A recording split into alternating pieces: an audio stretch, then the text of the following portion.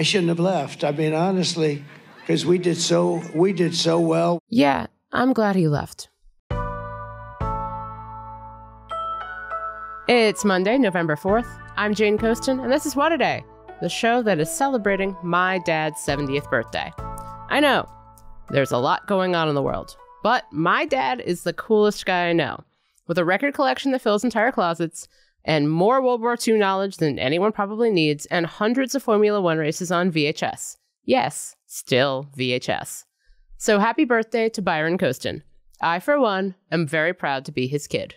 On today's show, we talk about the latest polling with Nate Silver, plus what the Uncommitted movement is telling its supporters days before the election. Let's get into it.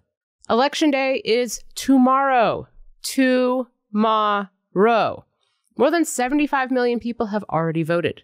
And a slew of new polls released over the weekend showed some good news for Vice President Kamala Harris's campaign. The big one was in Iowa. A poll from the Des Moines Register and pollster Ann Seltzer showed Harris up 3 points over former President Donald Trump. It's definitely an outlier. Most predict Trump will handily win the state for a third straight election cycle. But Seltzer has some serious polling street cred. And yes, that's a thing. For one, she was one of the few pollsters who showed a much narrower victory for Joe Biden in 2020. When most polls showed him winning comfortably.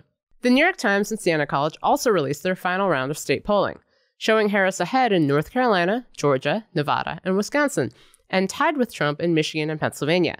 Trump led in Arizona. Polls are not predictions. Either candidate could win. This race is mind-bendingly close. But you know who should listen to that advice? Donald Trump. Because at a rally in Pennsylvania on Sunday, he went on an extended rant about the Seltzer poll, the media, and how it's all proof to him that the election will be rigged against him. The polls are just as corrupt as some of the writers back there. They can make those polls sing. They can make them sing. They brag about it. I got a poll, I'm 10 points up in Iowa. One of my enemies just puts out a poll, I'm 3 down. Joni Ernst called me, everyone's called me. They said, you're killing in Iowa. The farmers love me and I love them. But they came up. They just announced a fake poll. Hey, think of it. Right before the election, that I'm 3 points down. I'm not down in Iowa. He also continued to insist that he won the 2020 election. No surprise there. But he took it a step further on Sunday and said he should have just stayed in the White House. We had the safest border in the history of our country the day that I left. I shouldn't have left. I mean, honestly, because we did so well. Yeah, I'm glad he left. For more on the state of the race and what the polls are and aren't saying, I called up the polling guy, Nate Silver. He writes the Substack newsletter Silver Bulletin, and he's been a big voice in the world of political polling for more than a decade now. He stopped by to talk about what he's seeing in the numbers. Nate Silver, welcome to What a Day. Thank you, Jane. Happy to be on. So let's start with the Iowa poll from the Des Moines Register and pollster Ann Seltzer, showing Harris leading Trump by 3 points in the state.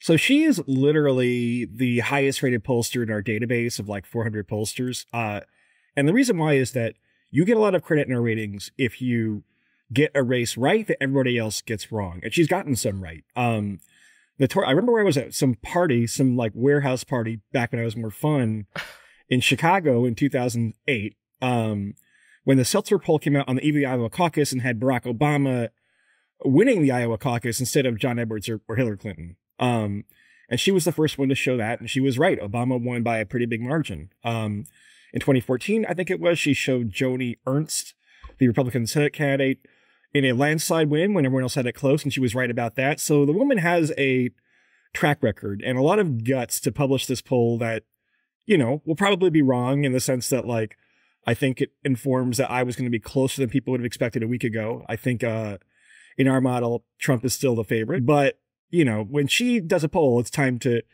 listen. She's one of the few independent-minded pollsters. A lot of people do what I call herding, meaning they just march with the crowd, right? They just look at what the Silver Bulletin average says, or Real Clear Politics, or 538, and then deviate by 1 or 2 numbers from that, and that's all you get from them, really. Yeah, a lot of 47, 48, 47, 48 for the rest of our lives. Conversely, there's been a ton of partisan polling. So a lot of polls coming from Republican-affiliated groups showing Trump winning by a landslide. Democrats have been complaining about them skewing the averages. Is that something you see? A lot of, pro-Trump polls that are just coming out there to make the averages weird? I mean, I do think they're trying to, I don't know if they're concerned about the averages, but I think they are trying to create a narrative. In fact, Rasmussen Reports, which is one of the firms that has always had a strong GOP bias, you could call it at this point, was discovered in leaked documents to be corresponding with the Trump campaign about the timing of poll releases and the messaging, trying to scrap around to see, hey, do you know anyone who would pay for another poll and that kind of thing. That's explicit coordination, and that's really bad. With that said, our model and the other models have a lot of defense mechanisms against this. We actually don't take all these polls. The bar is low deliberately. We want to have an inclusive philosophy. But if you don't meet basic professional standards, right, meaning that you have your amateurs using like a cheap survey platform where you conduct a poll for $500 and the New York Times is spending God knows who much on its polls, those polls just don't make it into our average at all. So when we actually did an experiment and like lop off all pollsters with a mediocre rating or worse, it didn't actually matter. In fact, if it actually helped Trump by like a point or two, that might not be the same if we run the numbers now with Seltzer and New York Times, CNN, which had pretty good numbers for Harris. So you wrote a New York Times op-ed earlier this month saying that your gut tells you Trump is going to win. A lot has happened in the past couple of weeks. Does your gut still feel the same? Well, the point of the article, Jane, was don't trust my gut, because I think a gut is like an emotional reaction. I mean, what happens is that the conventional wisdom, the vibes, tend to overstate small swings in the polling.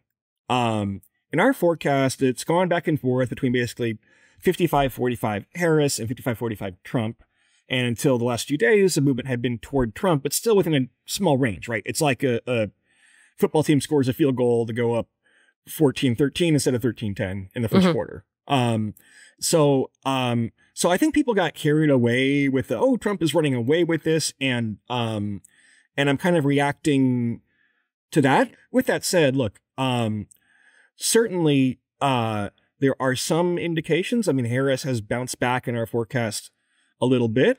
Her internal polling apparently says the same thing. And maybe more importantly, late deciders. This isn't just polling noise, right? In the New York Times polls, people who have decided in the past week go for 8 points by Harris, and there aren't very many of them. But if you get that extra half point or a point, this could be correlated, by the way, with the Madison Square Garden rally, which I live right across the street from. Certainly, if I were a Democrat, I would go into the night saying, we have a 50-50 shot, right? If you want to tell yourself a story a little better than 50-50, I mean, I don't really think there's a basis for that. But we're going into the last week where if any candidate has a momentum, it's Harris and not Trump. So something that has been interesting is that 2016 scrambled everyone's brains in a lot of different directions. And one of those things is that if you see a poll that has basically a 50-50 tie, Trump supporters will say, well, he's always underpolled. Back in 2016, there was the so-called shy Trump voters, the people who won't publicly admit they plan to vote for him. But he's been the face of the Republican Party for about a decade. I feel like when I meet Trump supporters, I am well aware that they are Trump supporters. Yeah. To what extent do you think he's still underpolled?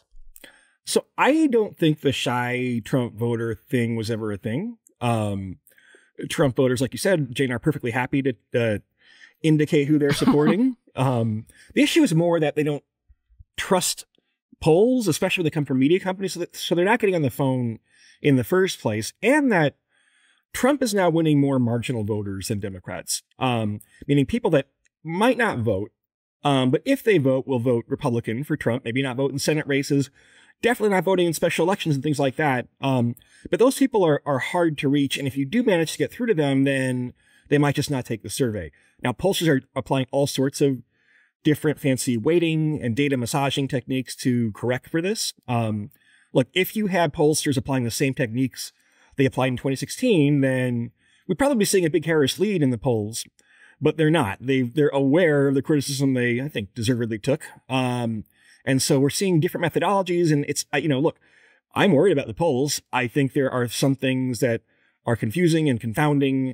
Can you tell me a little bit about that? Like, what is confusing and confounding right now? Is it the numbers with Harris's numbers with older women, or What's confusing right now? There's a little bit. If you look at the crosstabs from polls, which is dangerous to do, but like, there's a guy named Adam Carlson who maintains a spreadsheet of every poll with crosstabs, right?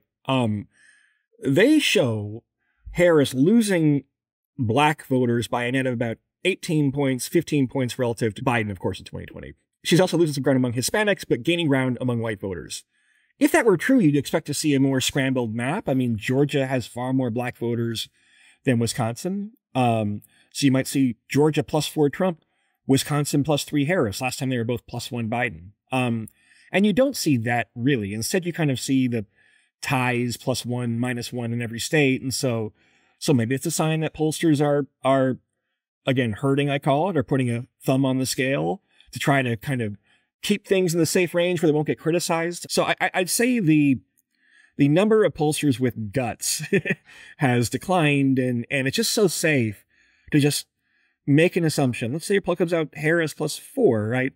So safe. Say, oh, we looked at our turnout model and there's too many people in the Milwaukee area and blah, blah, blah, right? And too many, whatever. And now it's Harris +1 and we're safe. There's pretty clear evidence a lot of pollsters are doing that. Nate, thank you so much for your time. I really appreciate it. Of course. Thank you, Jane. We'll get to our interview with the co-founder of the Uncommitted movement after some ads, but if you like the show, make sure to subscribe and leave a 5-star review on Apple Podcasts. More to come. On Sunday, Vice President Harris was in Michigan, where polls show Trump has gained ground on Harris since last month. She started her day at a church in Detroit. Speaking to reporters after the service, Harris encouraged people not to fall for Trump's disinformation about voting. I would ask, in particular, people who have not yet voted, to not fall for his tactic, which I think includes suggesting to people that if they vote, their vote won't matter. Suggesting to people that somehow the integrity of our voting system is not intact so that they don't vote. Trump was also in Michigan on Friday, where he attempted to court Arab American voters who were angry at the Biden administration over Israel's war in Gaza. You're going to bring peace. You're going to have peace in the Middle East. But not with the clowns that you have running the U.S. right now. You're going to have peace. If you couldn't quite catch that, Trump said, quote, "You're going to have peace in the Middle East. Not with the clowns that you have running the U.S. right now. You're going to have peace." Sure. Instead, we would have different clowns. Abbas Alawieh is a Michigan resident and a co-founder of the Uncommitted movement. They urged voters to choose uncommitted or no preference in select primaries rather than vote for President Biden, in support of Palestinians and a protest against the war in Gaza. He was hopeful that with Vice President Kamala Harris as the nominee, there might be some shift in U.S. policy towards Gaza. There wasn't, and conditions have declined precipitously, and Israel has expanded its war to southern Lebanon, where Abbas has several family members who were forced to flee their homes. But while the Biden-Harris administration has continued to support Israel with both funds and arms, Donald Trump has bragged about his continued conversations with Israeli Prime Minister Benjamin Netanyahu, and his allies at the Heritage Foundation have launched Project Esther, an effort to drive pro-Palestinian organizations and sentiment out of the public square entirely, arguing that supporters of Palestinian rights, quote, must be made to feel extreme discomfort. That's a lot to consider. So, Abbas joined us to talk about where things stand now that it's time to go to the ballot box. Abbas, thanks for coming back to What a Day. Thanks so much, Jane. Glad to be on with you. So, you came on the show back in July when Vice President Kamala Harris had just become the Democratic presidential nominee. And during that conversation, we asked you how voters were feeling about her, and you sounded pretty optimistic. You said that it was a, quote, potentially extremely hopeful moment for turning a new page to a new policy towards Palestinians, Arabs, Muslims, and Gaza policy, and in turn could win your vote. But months later, in September, the Uncommitted movement ultimately declined to endorse Harris. What led to that decision? I remember when Vice President Harris became the nominee, it was a moment of great optimism. And we made a very public offer to Vice President Harris that if she meaningfully turns a new page on Gaza policy, that the Uncommitted movement wanted to endorse her. An endorsement is a very specific thing. I mean, like personally, I'm voting for Vice President Harris, but for the Uncommitted movement to endorse, what that meant was that we would run the kind of voter program that we ran in February that engaged voters for whom Gaza is a top policy issue. We did 1.5 million voter contacts. We mobilized 101,000 voters voters, Democratic voters in a Democratic presidential primary. That's the kind of mobilization we want to do. If she supports a policy of a stop to sending the weapons that are harming and killing civilians, that would earn an automatic endorsement. But I was really shocked, honestly, that the Harris campaign's response to us ultimately was, we don't want your endorsement. We can do this without you. I hope they're not wrong. I'm feeling hopeful that she'll win Michigan, and we're doing everything that we can to block Trump regardless. As you've mentioned, the movement's non-endorsement also urged voters to vote against Trump. Trump has said he will end the conflict in Gaza, but I think by that he means I will let Benjamin Netanyahu basically do whatever he wants in Gaza. Mm-hmm. So that's my perspective. What do you think Trump's policy on Gaza would look like if he's elected for a second term in the White House? Yeah, and I would just add to your characterization of what Uncommitted says. We also explicitly do not recommend a vote for third party, especially because a vote for a third party in a place like Michigan ends up helping Donald Trump, unfortunately. I understand very deeply that the policy of harming and killing civilians in the Middle East is not just Republican policy. It's been longstanding U.S. policy, Democratic president and Republican president alike. As I see it, I think Donald Trump is being clear. Not only does he intend to make things worse there, he's very much finished the job, get this over with quickly, kill a whole bunch of more people, quickly accelerate the genocide.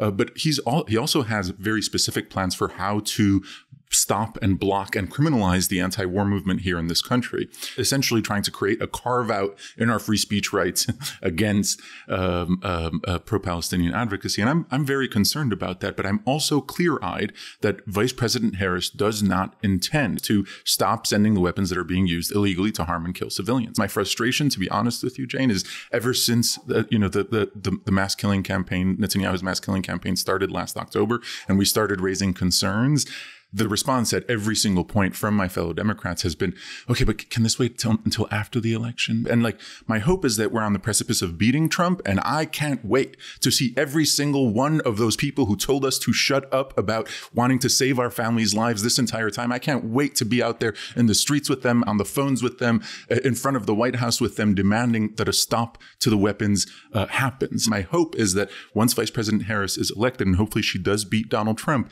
that all those people who told us that they were just waiting until after she got in office don't suddenly disappear and start apologizing for a policy that supports an illegal occupation and genocide.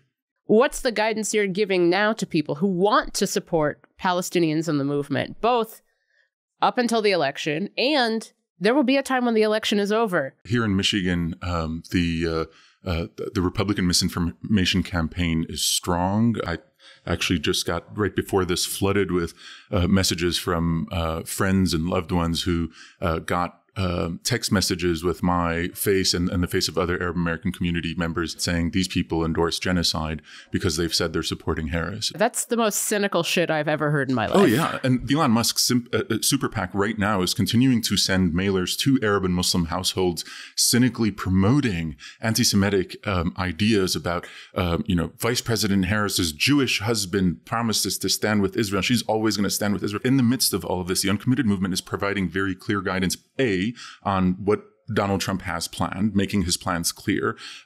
B, on what a third party vote means. And in this moment with heightened tensions, I have a lot of friends and family members who are voting third party because their moral conscience will not allow for them to vote for Harris, as she belongs to the administration that is helping commit the genocide.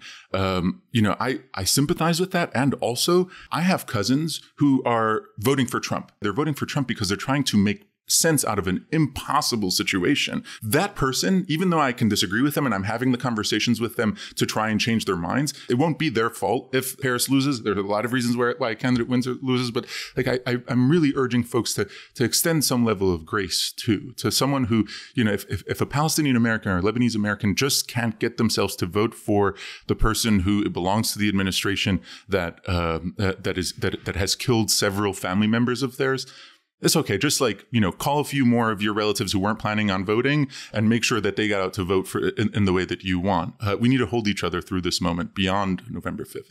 Abbas, thank you so much for joining us again. Thank you so much, Jane. One more thing. Republicans in Georgia all have the same goal: flip the state red for Donald Trump.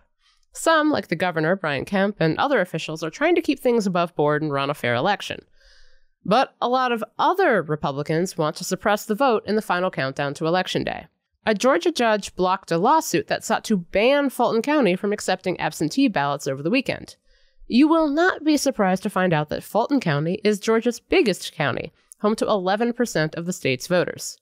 For more on the lawsuit and what's happening on the ground in these final hours before the election, I called up Crooked correspondent Josie Duffy Rice. Hey, Josie. Hi.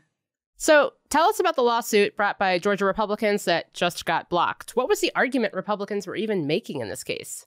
Yeah, so this was a last-ditch lawsuit brought by Republicans that the intent was to make it so people could not drop off absentee ballots Saturday and Sunday. They said it was because early voting ended on Friday here in Georgia, which is true. But absentee ballots are different than early voting. And for, years, counties have been willing to accept absentee ballots the weekend before the election. It's really just a sign of Republicans' kind of desperation to stop more people from voting right here in Georgia, because the more people that vote here in Georgia, the more likely it is that the state goes blue. Secretary of State Brad Raffensperger has said that the state is a huge target for election disinformation, and I think we saw that online. There was a video making its way around Twitter alleging that Haitians were illegally voting for Vice President Kamala Harris in Georgia because when you need a scapegoat, you can always rely on Black immigrants. What other threats to voting access are underway in Georgia beyond this lawsuit and beyond all this crazy stuff we're seeing online? Well, like you said, there are these videos going around that are pretty clearly doctored, clearly misinformation. The Secretary of State has said that those can be traced back to Russia and to kind of international attempts to create mayhem in the days before the election. But in general, I think what we see in Georgia is what we see in a lot of other states, maybe kind of turbocharged, which is Republicans trying hard to make it more difficult to vote, right? Trying to motivate people to actually get to the polls and to try to navigate kind of the labyrinth of voting regulations and rules and dates and processes that make it, less attractive for people to actually show up to the polls. What's it looking like on the ground from your vantage point? What do lines and polling places look like? What are you hearing from canvassers and other folks talking to you?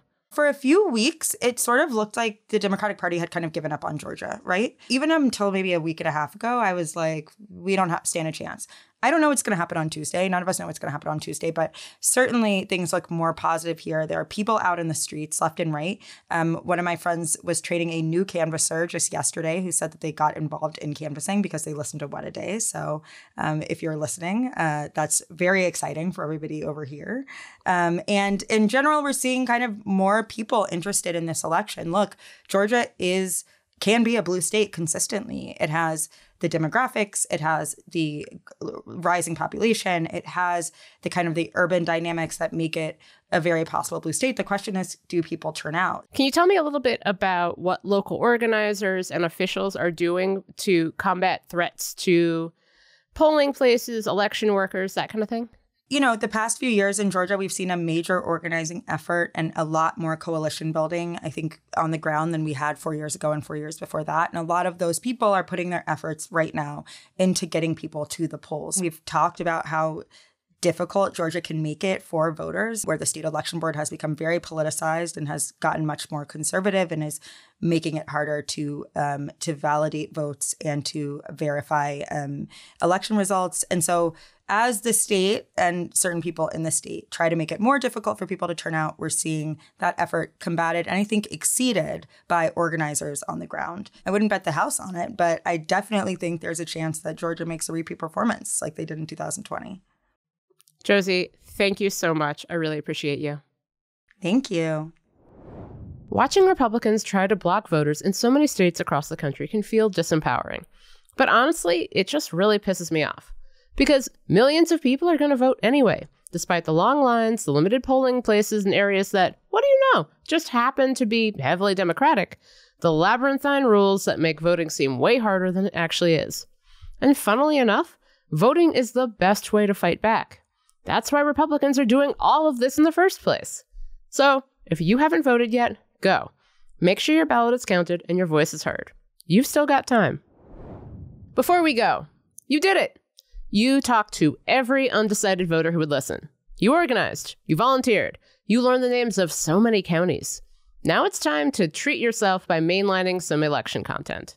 When the polls close, your friends at Crooked Media will have you covered with content for days or weeks until the results are called. Here's what you can expect. What a Day will be fresh in your feeds every morning with me, easing you into the biggest stories and making sense of what you need to know in just 20 minutes. Pod Save America will have a new episode daily until the election is called, diving deep into the results and where we go from here. And if the Trump campaign decides to go the legal route, the Strict Scrutiny hosts will be on call to break down what it all means on their show and across the Crooked universe. And because no one should have to be alone with their thoughts during election week, check out Hysteria, Love It or Leave It, Assembly Required with Stacey Abrams, and more on Apple Podcasts, Spotify, YouTube, or wherever you listen to podcasts. That's all for today. If you like the show, make sure you subscribe, leave a review, take a break from reading the polls and maybe watch Paddington 2 again, and tell your friends to listen. And if you're into reading and not just about how the youth are saying chat in conversation, like, that's enough for today, chat, and I am increasingly the oldest person to ever live. Like me, What a Day is also a nightly newsletter. Check it out and subscribe at crooked.com/subscribe. I'm Jane Coaston, and get your ballots in!